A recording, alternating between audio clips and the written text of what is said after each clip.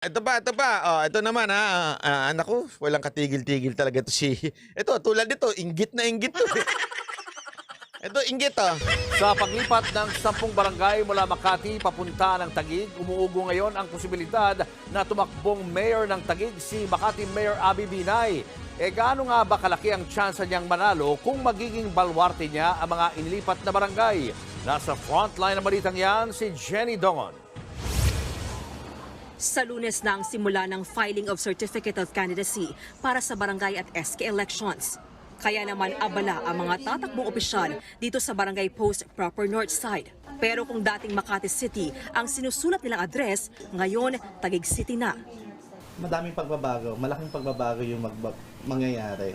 Pero still, alam naman namin na kakayanin, di ba? Hindi naman kami pwedeng hindi sumunod. Apektado kami as in yung mga residente. Actually, nagulat ako dun eh. Sabi nung mga barangay official eh, kakayanin namin, wala talaga kami magagawa. Wala naman kaming choice kung hindi sumunod eh. Buti kayo alam nyo. Yung mayor nyo hindi alam yan. Stradmore, Melehor, salamat po Thank you very much. Alam mo, sa totoo lang natatawa ako kasi sa kamukha ni Randall Bunagan, tama kayo. Rachel Robinson, thank you Lord for giving me another year to celebrate my birthday. Uy, birthday mo rin ngayon, Madam Rachel? Talaga? Happy birthday, Madam Rachelyn Robinson, ha? Happy birthday po, ha? Hindi, alam mo, nakakatawa talaga itong nangyayari sa Taguig at sa Makati, actually. Alam nyo kung bakit? Kasi wala naman silang choice. Mag-e-election na. Sinabi na ng COMELEC, you belong to Taguig. Alam mo, pinahihirapan kayo ng mayor nyo. Alam mo, pag pinopost ko to, ang dami nagagalit. Sa Facebook, pag pinost ko na naman to, magagalit na naman sila. Wala kang alam sa Makati! Wala kang alam sa Makati! Ano ngayon? Kahit wala akong alam sa Makati, pag bali-baligtarin mo man ang mundo, Supreme Court nagsabi sa Taguig na kayo. Oh, tanungin ko kayo, mga taga Makati Embo. Yung dating Makati na Embo. Sige nga, pag may alam ba ako sa inyo, magbabago desisyon ng Supreme Court? Anong pakialam nyo sa akin? O sige nga, sabihin na natin, mas maganda lahat ng benepisyo nyo dyan. May mukha ni Mayor Abby Binay. Magbabago ba? Hindi, totoo. May magbabago ba sa desisyon ng Supreme Court? Dahil mas maganda binibigay ng Mayor Abby Binay ninyo na pati yung mukha niya nakapaskil sa lahat ng pinamimigay. Hindi, tanungin ko kayo. May magbabago ba? O wala, o hindi sumunod na kayo. Dami nyo sat-sat eh. Okay. Pero kasi ang usapin, city to city. Kaya kung maghintay na lang kung talagang ano ang magiging resulta, yun na lang. Kaya wala namang magagawa kahit makipagtalo ka eh. Buti madam, alam nyo. Yung mayor nyo hindi alam eh. Yung ex-mayor nyo pala, ex-mayor nyo. Yung ex-mayor. Walang alam. Ayaw tanggapin. Di ba? Tanggap na lang kasi. Wag nang anong daan nyo ba, buti pa ito mga opisyal ninyo eh. Marunong tumanggap eh. Sa inilabas na memorandum ng COMELEC para sa darating na 2023 barangay at Sa bagay, sabi nitong isa, heavy luggage lang katapat niya para magbago desisyon. Wag ganun. Wag ganun. Don't tell me, makikialam na naman yung taga-Congress dyan. Norman Mangusin, watching from Bilibid. Wag ganun.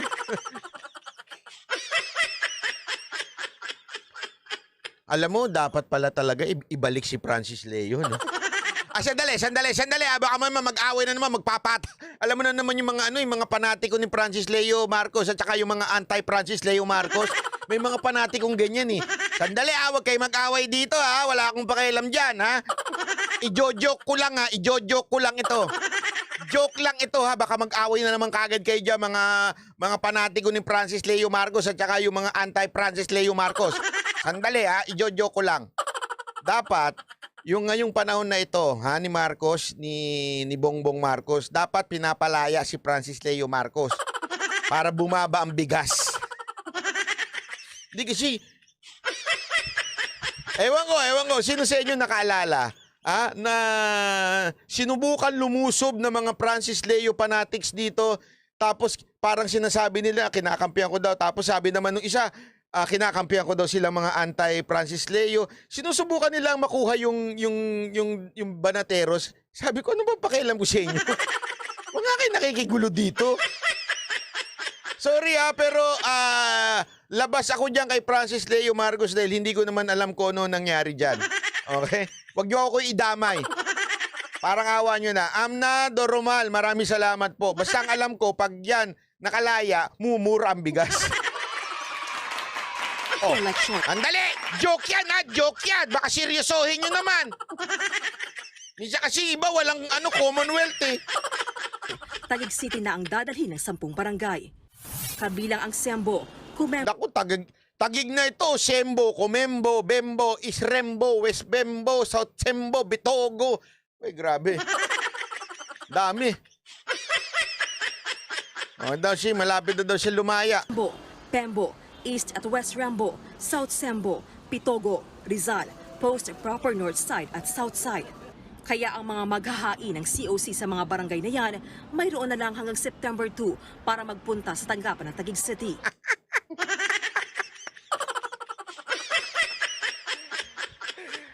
Paano na yung mga taga-Embo?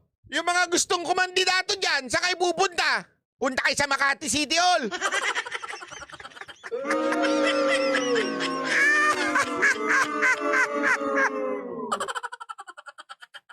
O ano na? May mangyayari ba yung pinapaglaban ninyo? Kasi tanggap-tanggap na lang eh. Alam nyo, pinahihirapan lang kayo ng mayor ninyo dyan sa Makati. Tanggapin nyo na kasi no choice kayo. Gusto nyo kumandidato uli, di pumunta na kayo sa Taguig City Hall. Gusto hindi, Makati pa rin kami. Di pumunta ka doon, bahala ka. Doon ka kumandidato. Ang tigas kasi ng ulo eh. As if magbabago yan. Hindi na magbabago yan. Balibaliktarin mo man ang mundo. Supreme Court na nagdesisyon yan. Hindi na magbabago yan.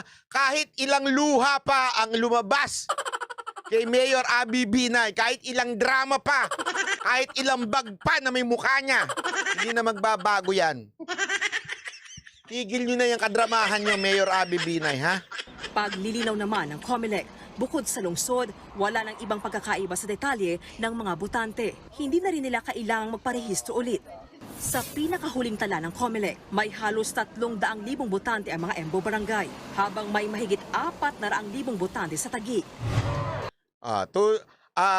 Actually, nakita ko yan kinumpute ko nga yan 449,000 sa Taguig, botante.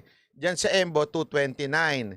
So, para manalo si Binay, kailangan niya masiro sa Embo, itong si Mayor Lani, at makuha niya ang mahigit kalahati ng itong sa Taguig. Dream on. Diba? Ganyan kalupit yan. Alam niyo kung bakit? Bakit niya nakukonsideran tumakbo sa Taguig? Alam niyo kung bakit? Eto, malalaman ninyo. Sa gitna ng naging agawan sa teritoryo, mainit na tinanggap si Makati Mayor Abby Binay ng mga dating taga Makati kahapon. Namigay ng school supplies doon ang Makati LGU matapos payagan ng Department of Education. Hiri tuloy ng mga dating taga Makati, tumakbong mayor ng Taguig si Mayor Abby. That is an option, pero hindi pa po ako nakakapagdesisyon dahil magiging mabigat at mahirap na task ang tumakbo sa Taguig. Nang usisain si Binay sa payag ng ito, inamin niyang isa ito sa kanyang pinag-iisipan. As far as 2025 is concerned, I keep all my options open, and that is one option. So it is not the only option, but it is one that I am considering. So hindi kasi ako para magsalita ng tapos. I know it's a cliche, but I always say I'm still waiting for a sign. Alam mo, madam, you're still waiting for a sign. That's the sign. Yan ang problema sa atin Sa totoo lang walang biro Minsan ganyan tayo pag nananalangin tayo Lord, give me a sign! Totoo, walang biro. Halimbawa, kunwari Lord, please, give me a sign. Iiwan ko na ba yung asawa ko? Dahil lagi ako inaaway. Iiwan ko na ba yung asawa ko kasi ayaw ako pagluto? Hingi ng sign. Ang klaro na ng sign, nasusulat sa Biblia na ang pinagsama ng Diyos ay hindi pwedeng paghiwalayin. Hingi ng sign. Kaninong sign ka ba humihingi? Sa demonyo? Hindi, totoo, this is nothing to kay Mayor Binay. Pero minsan kasi ganun tayo sa Diyos eh. Hingi ng sign. Lord, pengi naman ako ng sign. Bibili ba ako ng kotse o hindi? Alam mo kung sasagot lang talaga ng Diyos sa'yo, may pera ka ngayon? Wala, Lord, wala. Paano sign ang hinihingi mo? Di ba? Minsan ganyan tayo eh. Ito na yung sign, no? Anong sign? Alam mo kung anong sign? Sign, Romans 13 verse 1. Submit to the authority. Ano ang authority? Supreme Court. That's the sign. Mayor Abby Binay, that's the sign that you are waiting for. You submit to the authority. The authority said, yung mga embo na yan belongs to Taguig. That's the sign. Huwag na ho tayo maghanap-hanap pa na. Baka ibang sign ang hinihingan nyo. Baka demonyo hinihingan nyo na sign. Plus, ano pa ang sign? This is your last term as a Makati mayor. Don't you think that's a sign? Na it's time for you to step down? Bakit gano'n, Banat? Paano? Pwede naman ako tumakbong congressman. Tumakbo kang congressman.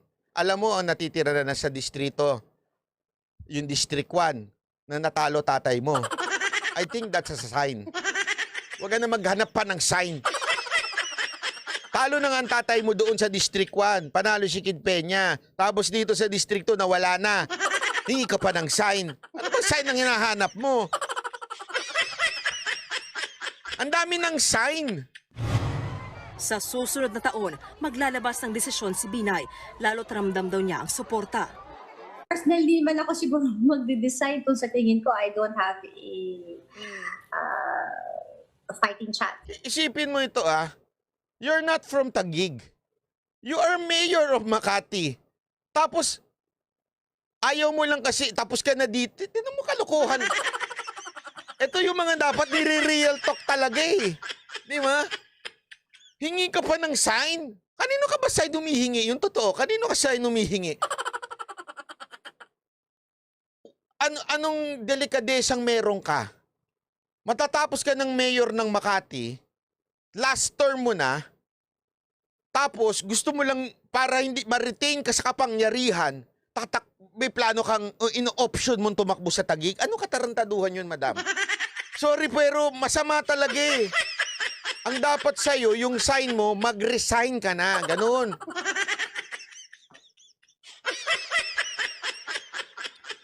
Hindi, di ba? Ito, walang biro. Tama ho ba yun? Isipin nyo na maigi to kayo mga taga Makati, naisip nyo ho ba ito? Last term na ng mayor ninyo. Para hindi lang siya makabitaw sa kapangyarihan, lilipat siya ng residente ng bahay para lang maging mayor siya sa kabilang lungsod. Anak naman ng wedding niya, no? Ibang usapan naman na yan. Di ba? Sino ba? Ang mga barangay official na nalipat sa Taguig, pabor naman kaya. Ako, personally, yung 100% support for her, andun pa rin po. Nandun pala suporta mo, sir. Sir. Nandun pala suporta mo. Lumipat ka na ngayon ng bahay. Kasi yung bahay na tinatayuan ninyo, Taguig na yan. So ilipat mo yung bahay mo. Tapos humingi ka rin ng side, doon ka tumakbo. Suportahan mo ngayon yung mayor ng Makati. Alam nyo kung bakit ganito ka-desperado ito si Madam Mayor Abby Binay? Hindi nyo alam.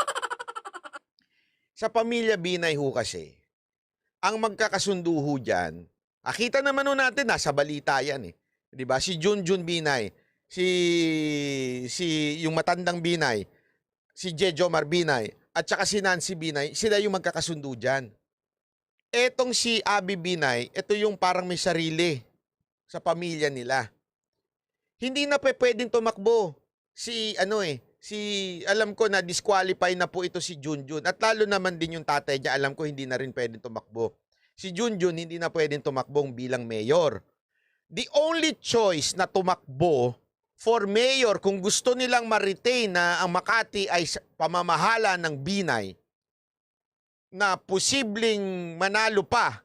Kasi tandaan ninyo, ang natitirang vote reach na ngayon, yung District 1 na ang panalo doon si Kid Peña. Alam mo kung sino? Si Nancy Binay. Si Nancy Binay, hindi sila ganoon kaano kasi nga ang magkakasama diyan si Nancy Binay at saka si Junjun Binay. Tas iba to, si Abby Binay. Si Abby Binay talagang mawawalan na siya ng posisyon. Supposedly, alam nyo ba ang tatakbuhin ni Abby Binay supposedly? Congresswoman ng District 2. Nawala na sa kanya ngayon. Kaya talagang na siya, nawiwindang na, saan ako pupunta? Alam mo kasi minsan, pag ikaw nasanay ka na sa kapangyarihan, ayaw mo nang bumaba.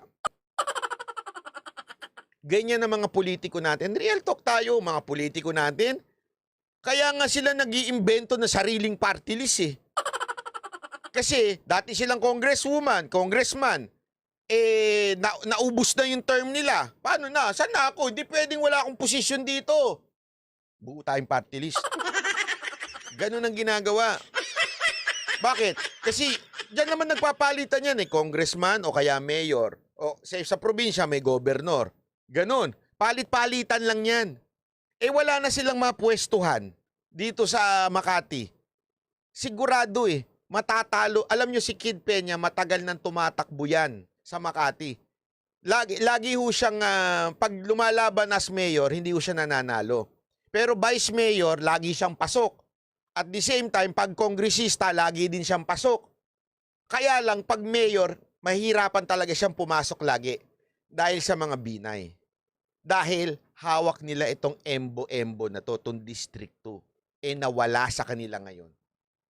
Kaya sa totoo lang, desperado ho ito mga Binay na ito dahil delikadong mawala ang Makati sa kanila. Alam mo, sana lang talaga magkaroon ng matino. Kasi napag-iwanan na kayo eh. Katotoo lang ako hindi to biro. I think this is the sign. This is the sign na tama na ang Binay sa Makati. Tama na. Hayaan nyo naman ng iba. Tandaan ninyo, kayo mga taga Makati, makinig kayo. Naunahan na kayo ng Pasig, naunahan na kayo ng Maynila. Ang Maynila at ang Pasig noon, hirap na hirap. Mawala doon sa mga quote-unquote makapangyarihang nilalang doon sa lugar nila. 'Di ba? Pero, dahil lumaban ng katulad ni Vico Soto, na ang daming nanira sa kanya, bata pa yan, blah blah blah. Pero eventually, maganda pala ginawa. 'Di ba? Nabura yung kalaban nila doon na naghahari-harian nun for how many decades sa Pasig. Ganon din sa Maynila. And, lo and behold, because of these new faces in politics, nagbago ang lugar nila. Maynila, nagbago.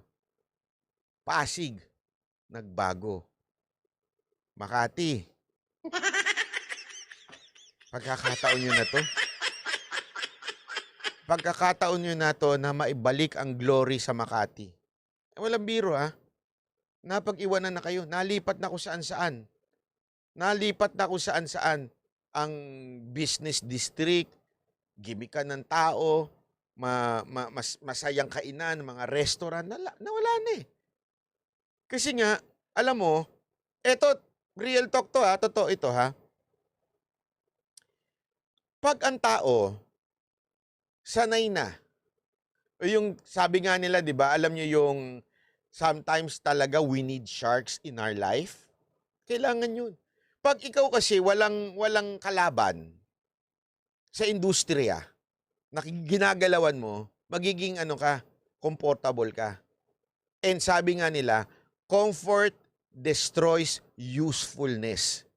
Alam niyo yung quotation na yun? Comfort destroys usefulness. Pagka komportable ka na, wala ka ng kakumpetensya sa negosyo, diyan ka babagsak. Bakit? Walang pressure eh. Kaya nga every time, kunwari may nakikita ako sa Mocha Girls, meron mga maangat-angat na mga nagsisimulang girl group. Nagre-react yung girls ko eh. Tapos lagi ko sinasabi sa kanila, relax. Ha? Kailangan natin yan. Without them, nagiging complacent tayo. Without them, ayaw nating mag-rehearse, ayaw nating magpalit ng lineup. Kasi nga, kailangan yun eh. Tandaan nyo yan. Remember that principle. You need sharks in your life para magbago at magpatuloy ang change at quality. Sa Makati, nawala yan eh. Bakit? Wala silang kalaban eh. Kahit sino lumaban sa aming Binay, panalo eh. Basta Binay, panalo. O ngayon, nawala. Di ba? Hindi, walang biro ah. Kaya nga ito ah. Ito, sample lang ito. Alam nyo ba yung thorn in the flesh ni Paul? Si Paul ang isa sa hindi disipulo si Paul kasi, although tinatawag siyang disipulo kasi nakita niya ng personal ang Panginoong Hesus. Kasi pag sinabi mong disciple, nakasama talaga ng Lord. Although, si Paul, nag-appear sa kanya ang Panginoong Hesus. Kaya somehow, kinukonsider siyang disipulo. But among them, si Paul ang isa sa pinaka-influential, very eloquent, magaling magsalita, memorize ang entire Old Testament. Kasi nga, teachers of teachers eh. As in, kung pagalingan, scholar siya. Siya ang pinakamagaling among all the disciples. Why? Yung ibang disciples kasi, sila ho ay mga mangingisda. Si Paul hindi. Scholar, magaling. Pero alam mo si Paul, meron siyang thorn in the flesh. Binanggit niya yan sa Bible. I have thorn in the flesh and I pleaded the Lord to remove this. 3 times daw niya. Hindi natin alam kung ano yun. Okay? Hindi natin alam kung ano yung thorn in the flesh na tinatawag niya. Pero sinabi niya, nanalangin ako sa Diyos, tanggalin tong thorn in the flesh ko. Ang sabi ng Lord, no. Hindi tinanggal ng Lord kung ano yung thorn in the flesh niya. And because of that, he relied on the strength of God. Kaya nagpatuloy at ang laki ng impluwensya ni Paul sa church history. Yun ang istorya nun. Kaya sometimes, mga kababayan, pag meron tayong mga tinatawag na thorn in the flesh, malay mo, yung thorn in the flesh mo, yung asawa mo. Hindi, pwedeng ganun eh. O kaya yung thorn in the flesh mo, yung katrabaho mo. Because of them, nagpupursigi ka tuloy. Di ba? Yung sip-sip mong... Kasi minsan may ganyan sa opisina eh, di ba? Yung ikaw yung masipag, porkit maganda siya, mas pinapaboran siya. Alam mo yung ganon? Ikaw yung masipag eh, pero bakit mas gusto siya ng boss mo? Kasi mas maganda siya eh. O, di ba? Pero ang tawag dyan, thorn in the flesh. Because of that, magtsatsaga ka, sisipag ka. Ngayon, the character that is built sa'yo, akala mo, nalulugi ka kasi maganda yung kaka-coworker mo. Hindi. Yung karakter mo na yan, pag siya nawala dito, saan siya pupulutin? Sugar baby. Kabit. Ikaw, na-build yung karakter mo. Bakit? Kasi nga nagtiyaga ka. O, dahil doon, kahit saan ka ilagay ngayon sa society, umaangat ka kasi na-build yung karakter mo. Yun ang sinasabi ko sa inyo. Di ba? Ang problema dito sa Makati, wala na silang ganon. Kasi alam nila na, alam mo yun, alam nila na okay na ako, Binay kami ang Binay. Wala lumalaban sa amin, panis lahat. Ngayon, nangangatog na sila. Bakit? Nawalan sila ng botante. Mantakin mo, ang dami nun, 300 yun. Almost, 2 plus, di ba? Yung botante na yun, ilan yun. Ang matitira na lang, yung tinatawag nga nilang, sorry sa term ha, pero ito yung tinatawag ng mga ibang political analyst dyan eh. Thinking crowd. Thinking voters. Yun yung natira.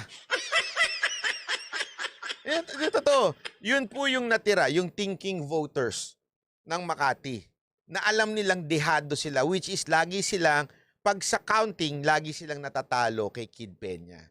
Kaya ngatog na yung mga yan. Kaya nga sinasabi ko sa inyo is this a sign of desperation? Kay Mayor Abby Binay.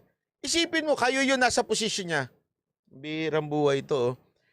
Last term ko na to as mayor, tatakbo na ako congresswoman doon sa lugar na yun. Biglang nawala sa akin. Sige, saan ka ngayon? Di ba?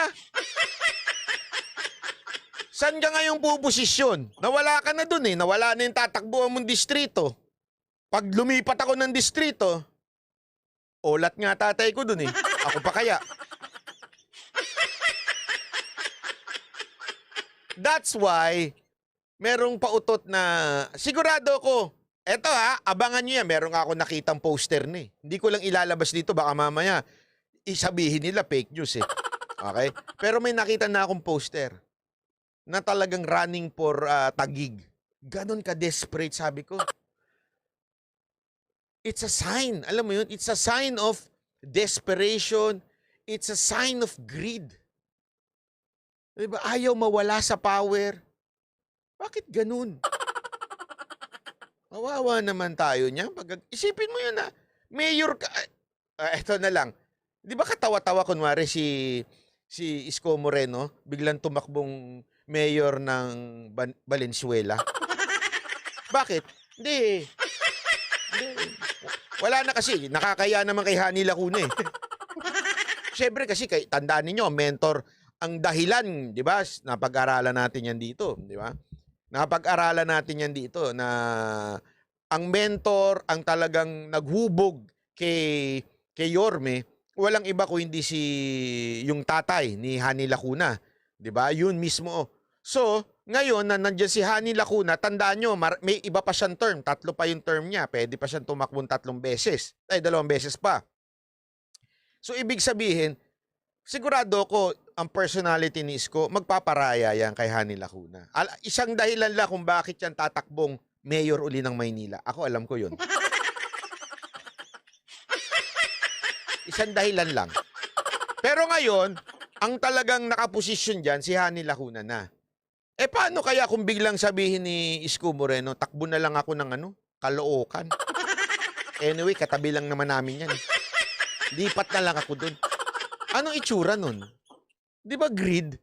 Porque hindi niya kasi isipin mo, panalo lahat ng ng batang ano pangalan ng partido nila? Panalo lahat walang natalo dun di ba? So, ibig sabihin, kanila na yung Manila talaga. O, ang tanong ngayon, paano kung gusto niya pang maging mayor? Maghanap na lang siya ng ibang lugar? Ano tawag mo nun? Greedy. Ay, nako. Try niya mga ako na 10K bawat pamilya, gayahin niya si Senator Cayetano. Fernando, magtanong ka sa Taguig. Ayan ang hirap sa'yo, magtanong ka sa Taguig. Siya mag-iiba, hindi magbabago. Kung ayaw nyo, lipat na kayo. Hindi magbabago yun Nagbabalita mula sa frontline. So, ayan So, ayan po yung story dyan sa Makati na yan kung bakit ganyan ang malupit ang dyan. Ayun, Asenso Manileño. For the first time daw mula nung panahon ni Danny Lacuna, yun pala, si late Vice Mayor Danny Lacuna. Noon daw, hindi nila nasisiro yung kalaban. This time, nasiro nila.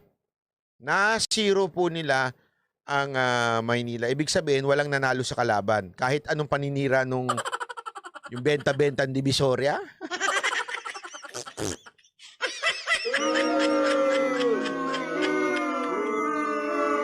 Akala siguro nung makakaporma siya, Yung nagpautot nun yung kalaban nila na mayor na dumikit pa kay Marcos. Akala nila benta Divisoria. Zero yung kalaban, mantakin mo, wala ni isa nanalo sa kanila. Panis. Diba? Abi, takbo ka na lang barangay chairman. Ayun.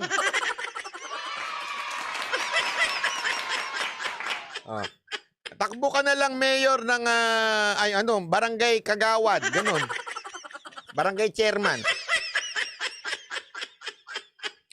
Ito ba? These policemen are the suspects at sila po ina-inquest na. Ang pinagtataka ko, bakit naka-uniforme pa rin sila, hindi po sila naka-uniforme pampreso. Kasi na akin pong na-observe, pag may mga suspect dito na pinapatawag natin, nakapang-uniforming suspect sila. So, these gentlemen here, I wouldn't even call them gentlemen now, these people here, it seems to me that they're being given preferential treatment just because they're men in uniform, bibigyan natin sila ng magandang treatment. Dapat ito naka-uniforme pampreso. Na nananahimik at naghahanda ng panghanap buhay, itinuring na agad na kahina-hinala at pinaulanan ng bala. 6 Comsec, settle down.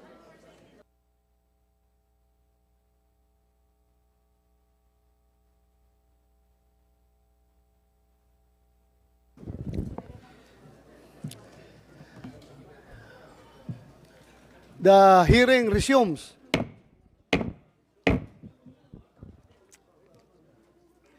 We now proceed with the second part of our hearing on the proposed Senate Resolution number 736, filed by our minority floor leader, Senator Coco Pimentel III, and the privileged speech of Senator Rafi Tolfo regarding the death of Gerhard Jimboy Baltasar last August 2, 2023.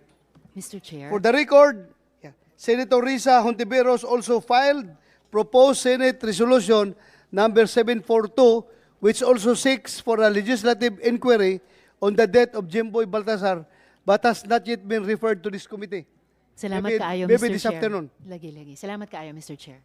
Thank you, Senator Risa Hontiveros. I would like to request the Committee Secretary, Lawrence Asierto, to recognize the guests and resource persons present for our investigation in aid of legislation on the death of Jimboy Baltasar and thereafter administer the oath. Comsec, take charge. Thank you, sir. We would like to recognize the following guests. From the Department of Justice, we have Attorney Oliva La Rosa Torrevillas. She is the Deputy State Prosecutor. Afternoon, ma'am. Again.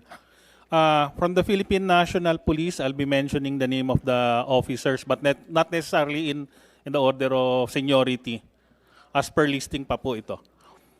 We have Police Captain Mark Joseph Carpio, Team Leader. Yes, sir. Thank you, sir. We have Police Captain Luisito de la Cruz, Assistant Team Leader. Present, sir. We have Police Captain Juanito Arabejo, Chief Investigation, NCPS. Asan siya? Comsec, Yes, sir. how about yung 6 na suspect? Andito? Wala pang binigay yung PNP, sir. Ha? Wala pang binigay na sir, yung PNP. Inimbitahan ba natin yun? Yes, sir. Kasama sila, sir. Included sila sa lister, yung 6 suspects. PNP, hindi nyo dinala? Nandyan daw po, Nandito sir. sila, yung 6? Nasa likod daw po sila, sir. Upo kayo dito. Dito yung 6. Yung suspect. Open dito. Can we have the names of the 6 suspects from the PNP? Pakuha na lang. Ito na. Okay. We also have PCMS Joselito Galvez, investigator. We have PSSG Sami Lianderal, also investigator. We have the Deputy Chief for Administration, Police Lieutenant General Rodel Sermonia. Good afternoon, sir. We have also Police Brigadier General Rizalito G. Gapas, DD Northern Police District. Good afternoon, sir. We have Police Captain Melito B. Pabon, Chief CIS. We have PMSG Richard B. Canlas, CIS Investigator. We have PSSG Edmer G. Santos, CIS Investigator. We have Police Colonel Alan Umipig, sir. Good afternoon, sir. We have Police Major... Ano ka, umibig? Ako yung dating Chief of Police ng Nabutas dati, Your Honor. Nirelieve ka? Yes, sir. Sinong pumalit sa'yo? Si Police Colonel Sumingwa, sir. Saan siya? Upo ka dito. Upo ka. Doon. Sige, continue, Kumsek. Thank you, sir. We have Police Major General Eric Noble, DIDM. Good afternoon, sir. We also have Police Colonel, COP. We have the 6 personnel, sir, PNP personnel, namely Police PEMS Roberto Balais Jr., PSSG Jerry Maliban, PSSG Antonio Bugayong Jr., PSSG Nico Pines Esquilo, PCPL Edmark Jake Blanco, and Patrolman Benedict Mangada. We also have Attorney Alberto A. Bernardo from the Vice Chairperson and Executive Officer of the National Police Commission, sir. We also have the Regional Director, Attorney Jimmy from CH. Wala na pala, sorry. We have Attorney Jasmine Navarro Regino, Director for Protection Cluster, CHR. Good afternoon, Mr. Chair. Good afternoon, Your Honors. We have Mr. Benjamin Banatao, Senior Investigator 3, CHR. Wala na. Okay.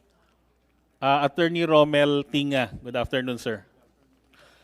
For the information of the body, sir, we have also invited the family and friends of Mr. Jemboy Baltasar. It has been received by one of the family members, but up to this point, sir, they haven't appeared here in the Senate, sir. Thank you, sir. Can we request all the new guests who have not yet not been administered their oath to please stand and raise their right hand for the administration of the oath?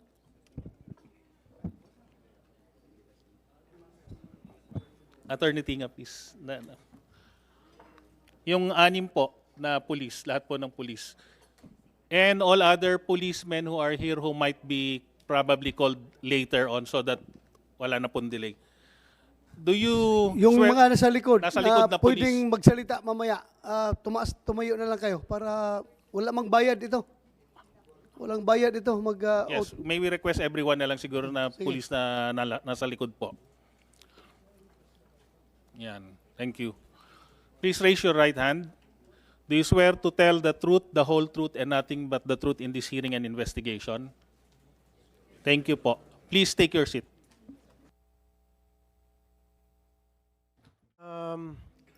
These policemen are the suspects at sila po na-inquest na. Ang pinagtataka ko, bakit naka-uniforme pa rin sila, hindi po sila naka-uniforme pampreso. Kasi na akin pong na-observe, pag may mga suspect dito na pinapatawag natin, nakapang-uniformeng suspect sila. So, these gentlemen here, I wouldn't even call them gentlemen now, these people here, it seems to me that they're being given preferential treatment just because they're men in uniform, bibigyan natin sila ng magandang treatment. Dapat ito naka-uniforme sa Coast Guard, di ba? Yung may lumubog na barko. Yung kapitan ng bangka, lumubog na bangka. Yung kapitan ng bangka, naka-uniforme ng pampreso. Samantalang equally, yung suspect din sa panig ng Coast Guard, na kinasuhan din, naka-uniforme pang Coast Guard. Dito nakikita natin, hindi pantay ang batas. Dapat to, pinag-uniforme ng preso. What is the practice of the PNP? Ano nakalagay sa protocol ng PNP pagdating dito? Are they already dismissed from the service? Not yet. Not yet, sir. Not yet. So, but they are already charged. Naka-inquest ito sila ngayon. Yes, sir. Saan sila nakakulong? Sir, the status of the case, the prosecutor is here with us, sir. Good afternoon. Yes, ma'am. Yes, sir. Mr. Chair, the 6 police officers were charged for reckless imprudence resulting to homicide. They were inquested on August 3, and the resolution of the inquest prosecutor, Mr. Chair, is that the case is considered for further investigation. Hence, the 6 police officers were released from custody. Considering, Mr. Chair, that the charge is reckless imprudence, it is and considering the release order issued by the inquest prosecutor, they are not in the custody of the law, Mr. Chair. Clear. So, Okay na. yes, go ahead, Senator Turbo. Okay na. At least na-release pala sila. So, tama lang pala na hindi sila naka-uniforme. Akala ko kasi hanggang ngayon naka-detain pa rin sila at hindi sila nakapagpiyansa. Dapat lang naka-uniforme yung pulis sila. Naka-uniforme yung preso since sila po ay nakapag-bail o release for further investigation. Release for further investigation. Then okay lang pala silang Wala pa pong naka-file sa court. Okay na po ako doon. Okay, thank you. Mr. Chair. Thank you for that understanding. Thank you, Thank you. Attorney Torrevillas, ma'am. Thank you. Thank you, ma'am. Well, I will just have to deliver my opening statement, then I will give the floor to our colleagues to deliver their own opening statement. Pagkatapos natin mapag-usapan ang kagimbal-gimbal na pagpatay kay dating Vice Mayor Alameda at 5 pa niyang kasama, ngayon ay tutungo na naman tayo sa pagkamatay ni Gerard Jimboy Baltasar. Si Jimboy ay 17 anyos na binatilyo na napatay noong 2 araw ng Agosto, bandang 1:00 ng hapon, habang siya ay nag-aayos ng kanyang bangka kasama ang kanyang kaibigan. Sa mga naulila ni Jimboy, ako po ay taos-pusong nakikiramay sa inyong lahat. Bilang isa ring magulang, batid ko na wala ng mas masakit pa sa pait na dulot ng pagkamatay ng isang anak. Alam ko pong mas mahihirapan tayong tanggapin ang pagkawala ni Jimboy kung ito ay dahil sa kapabayaan ng mga taong nanumpang protektahan at pagsilbihan ang bawat Pilipino. Tulad ninyo ay agarang hustisya at pawang katotohanan rin ang aking hiling. I said this before and I will say it again, that the eye of justice favors no one. Walang kinikilingan kundi katotohanan.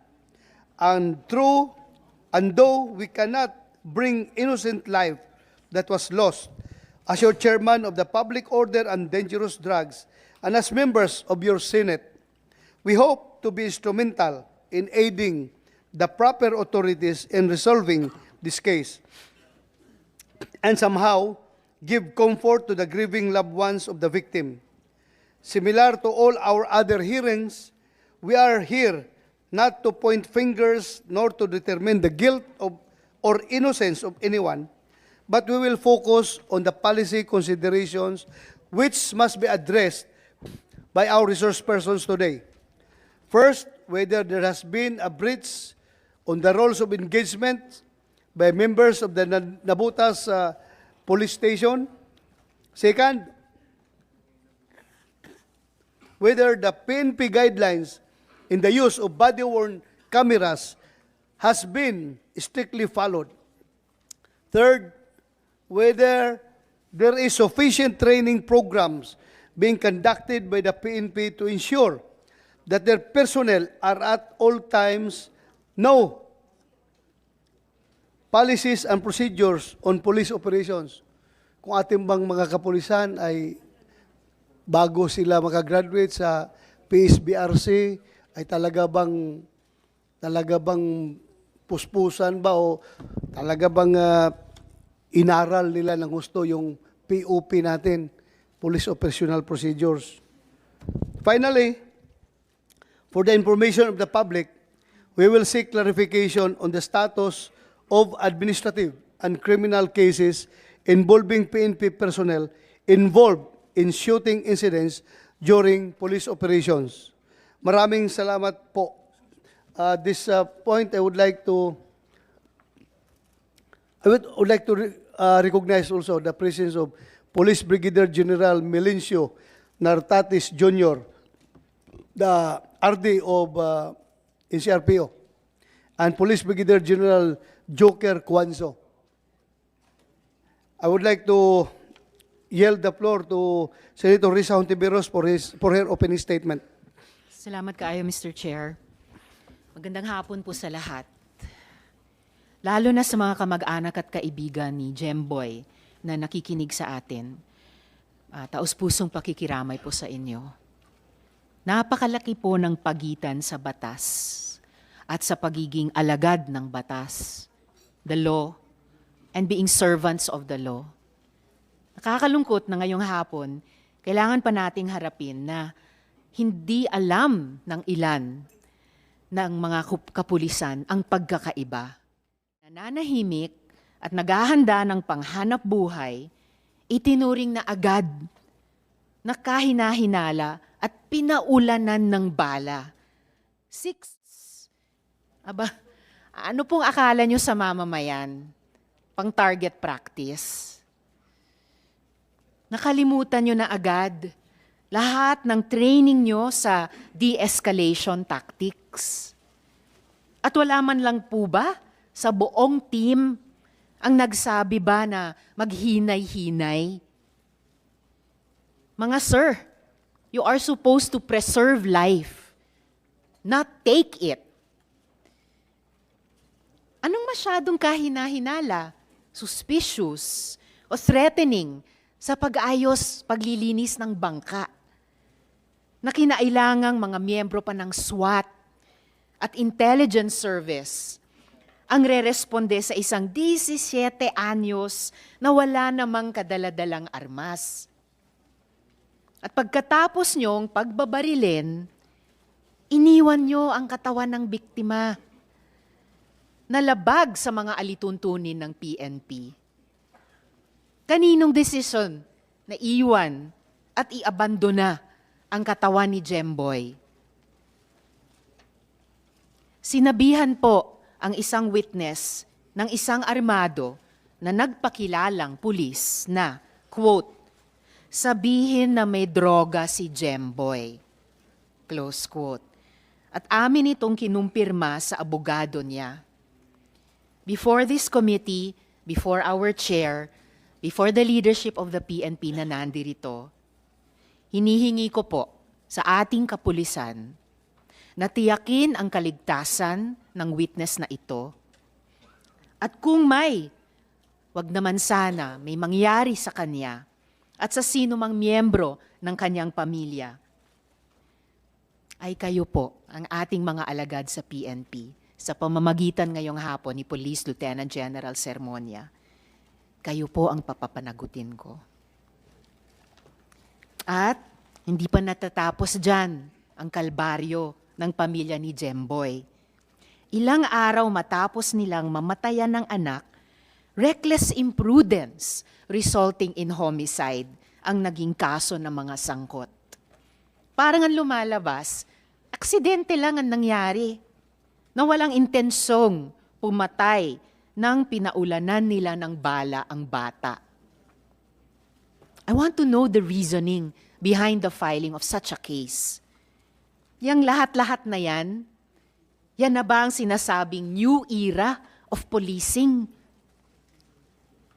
Let me reiterate the statement of Caloocan Bishop Pablo Virgilio David. Hindi kayo inatasan, binihisan ng uniforme, inarmasan, at binabayaran mula sa buwis ng bayan para pumatay. Kaya nga may guidelines ang PNP mula Intelligence Operational Plan, andyan ang PNP Manual, dapat may incident report, hanggang sa bawat bala na ipinutok ninyo sa operation, everything should be accounted for.